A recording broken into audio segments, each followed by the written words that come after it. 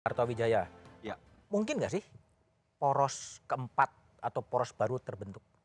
Tadi saya mendengar ada yang berbeda ya kalau kalimat dari Bang Beni. Sebetulnya apa yang diceritakan Pak SBY ketika muncul nama menteri, katakanlah Mas Sandi, itu konteksnya tadi disebutkan poros ketiga.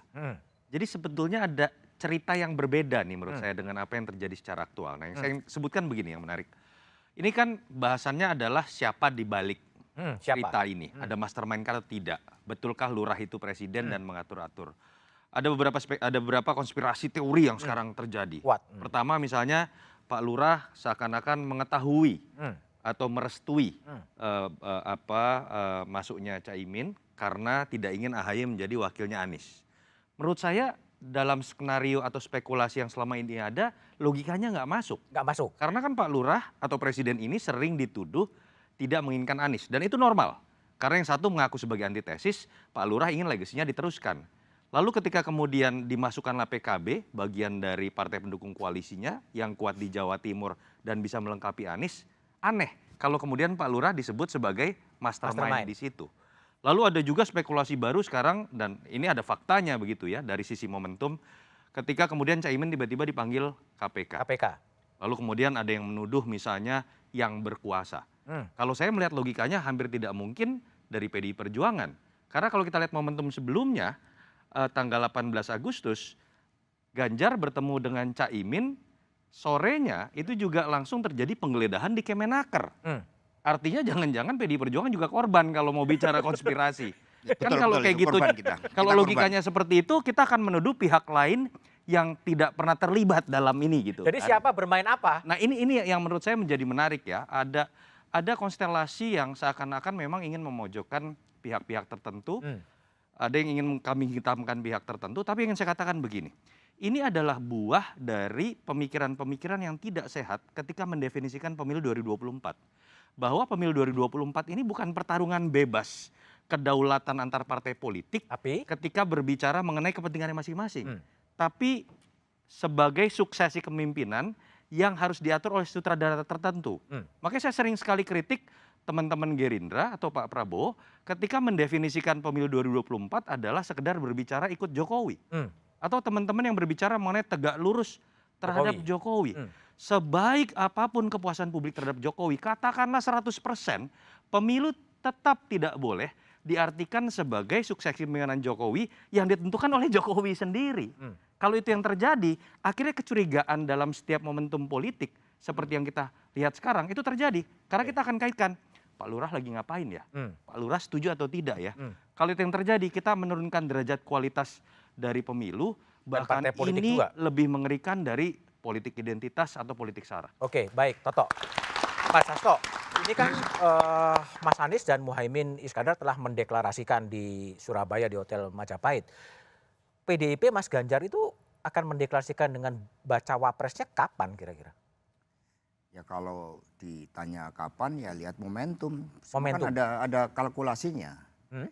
Ada kalkulasi, ada hitung-hitungan politiknya, kemudian kita kan punya nilai-nilai spiritualitas yang juga menghitung momentumnya. Pak Jokowi aja momentum penting itu hari Rabu. Nah, jadi hari Rabu kapan? Kita kan juga ada momentum penting. Dan kemarin kita kan sudah melakukan rapat konsolidasi. Dihadiri oleh Ketua Umum P3, Perindo, Hanura. Pada saat pertemuan tertutup hal itu juga dibahas. Tapi justru disinilah momentum dalam politik itu ketika kita akan mengumumkan siapa yang mendampingi Pak Ganjar Pranowo harus menciptakan tidak hanya efek elektoral tetapi juga membangun optimisme dari seluruh pasukan PDI Perjuangan, P3, Perindo, Hanura sehingga kerek di dalam pemenangan kata Presiden Jokowi seperti itu. Ini yang kami lakukan. Nah, kalau kita lihat dari Pak Ganjar Pranowo sendiri, beliau kan baru menyelesaikan kemarin 5 September tugasnya sebagai gubernur. Diiringi ribuan rakyat yang memberikan testimoni tentang keberhasilan Pak Ganjar Pranowo. Mendapat restu untuk kemudian mengikuti seluruh tahapan Pilpres ini.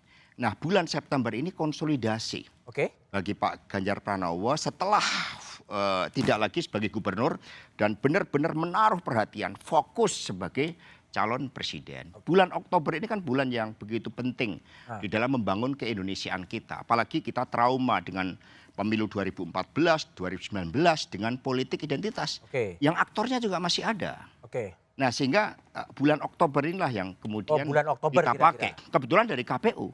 Itu juga pendaftaran menggunakan Oke, bulan baik. Oktober. Tapi nggak takut ditinggalkan oleh P3 kalau P3 nunggu kelamaan gitu, seperti Demokrat, kemudian PKB, kemudian pergi aja kira-kira gitu.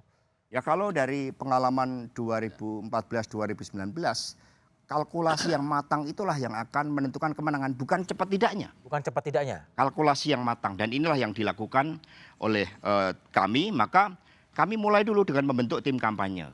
Setiap Rabu kita sepakati untuk rapat bersama, melengkapi seluruh aparatur di dalam tim pemenangan ini. Sehingga begitu diumumkan nggak ada lagi yang ragu-ragu. Kan ada yang diumumkan kemudian partainya juga masih ragu-ragu. Datang nggak kira-kira di tempat pengumuman? Kalau kita nanti nggak, begitu diumumkan semua sudah gerak. Timnya sudah ada, jurkamnya sudah ada, sosial medianya sudah mantap, dukungan anak-anak muda sangat mantap. Misalnya kita kemarin melihat, begitu Mas Arsyad Rashid diumumkan saja, itu sentimen positifnya 93%. Karena beliau akan memperkuat visi ekonomi Pak Ganjar Pranowo. Pak Arsyad juga sosok yang mewakili representasi anak-anak muda. Sosok yang berhasil, beliau lahir di Sumatera. Sehingga ini merupakan bagian dari suatu milestone untuk mencapai kemenangan Pak Ganjar Pranowo. Itu yang kami lakukan. Oke, baik. Mas Arwani, apakah Mas Sandiaga Uno itu harga mati? Dan kalau tidak ditempatkan sebagai cawapres, P3 akan pindah lagi? Ya, jadi kerjasama yang kita lakukan dengan PDI Perjuangan itu ya adalah amanat dari Rapimnas. Rapimnas 1, Rapimnas ke-5 dan Rapimnas ke-6. Sukses menjalankan misi bareng dengan PDI Perjuangan dan partai-partai politik lain untuk sukses pemilu presiden dan juga pemilu legislatif. Jadi kami ini tidak hanya ya dalam satu sisi bahwa kerjasama ini ada capres dan cawapres semata, tetapi juga panjang tahapannya dan kami akan mengikuti secara baik tahapan-tahapan itu. Ya, kami yakin ya ketika Mas Ganjar tadi disebut kenapa kok enggak belum deklarasi, ya ibarat istri ya atau ibarat gadis, Mas Ganjar ini kan memang seorang sosok gadis cantik yang masih menunggu banyak ya pria-pria untuk bisa menjadi suaminya kan gitu. Dia malah bingung kalau kebanyakan nanti. Saking apa namanya. Jadi butuh waktu dan butuh momentum tadi persis ya. Seperti yang kita lihat Mas Ganjar ketika hari ini dilepas oleh masyarakat Jawa Tengah. Ya, kami yakin Mas Ganjar selama 5 tahun bersama dengan Gus Yassin, dengan kader P3 dan dari sisi itu juga kami optimis Mas Sandi juga. Pertanyaan saya sebenarnya gampang, apakah kemudian Sandi itu harga mati untuk baca wapres? Namanya kerjasama ya, yang kami bangun itu tidak hanya soal itu saja. Ada banyak yang kita bisa gali, kita bisa kembangkan dari sebuah kerjasama politik itu. Gitu. Oke, baik. Mas Yasil, ini kan PKS meskipun mendukung Anies Baswedan, tapi posisi Muhaimin Iskandar kan masih akan diputuskan oleh Majelis Syuro dari PKS. Sampai kapan? Ataukah confident cukup dengan PKB dan Nasdem aja tetap berlayar? Kita hormatilah proses internal di PKS. Saya yakin pada saatnya juga akan menemukan momentumnya. Tapi yang jelas PKB sudah mengambil bersama Nasdem, sudah mengambil momentum pertama. Momentum pertama? Ya. Itu terjadi percakapan yang luar biasa di dunia maya dan di dunia nyata. Dunia nyata. Bahkan tadi di situ menggetarkan peta politik. Oke. Tapi confident cukup PKB dan Nasdem aja? Atau masih mau cari partai-partai lain? Masih terbuka. Masih terbuka. Siapa yang mau diajak? Karena kita masih melihat dari yang ada, kalau tidak segera mengumumkan, itu masih banyak peluang. Kalau misalkan dalam bulan September ini masih belum ada yang mengumumkan, udah habis Pak perbincangannya.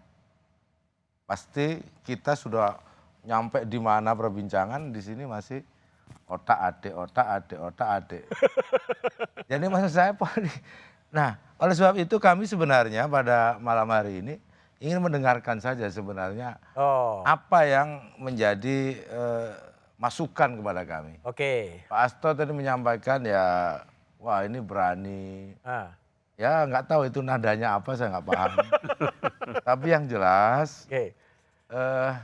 memang di dalam koalisi, apalagi menuju kemenangan, kan dihitung Menuju semua. kemenangan. Dihitung semua. Itu judulnya koalisi menuju kemenangan ya nanti itunya. Bukan hanya kemenangan, perubahan juga. Oh, perubahan juga. Ya, jadi ya, berubah menang maksudnya. Nah, nggak, maksud saya begini, apa sikap yang sudah diambil? Tadi kalau dicari mastermind macam-macam, di PKB jelas ada namanya Mas Imin, bukan Mas mastermind. Nah, saya gitu, nggak repot kita. Jadi daripada menuduh sana sini, Jadi mastermind-nya Mas menurut Imin. saya, ya justru saya lihat tadi nggak ketemu juga. Nggak ketemu juga. Kalau di PKB jelas ada Mas Imin. Mas Imin, oke. Nah, ini lebih baik kita melangkah ke depan, mempercepat kompetisi, lebih suka ini PKB. Oke, baik.